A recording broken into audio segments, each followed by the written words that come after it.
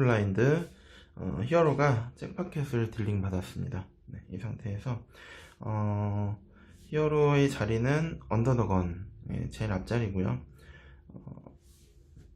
제일 앞자리에서 림프콜, 림프콜하고, 그리고 그 뒷자리에서 림프 혹은 폴드를 한 다음에 지금 이 상대는 빅블라인드 옵션 자리에서 24개 더 24개 더 배팅을 오픈레이즈를 했고요. 이때 히어로는 콜, 나머지는 폴드 해서 둘이 헤즈업이 된 상태입니다. 이 상태에서 플랍이 이렇게 깔렸고요.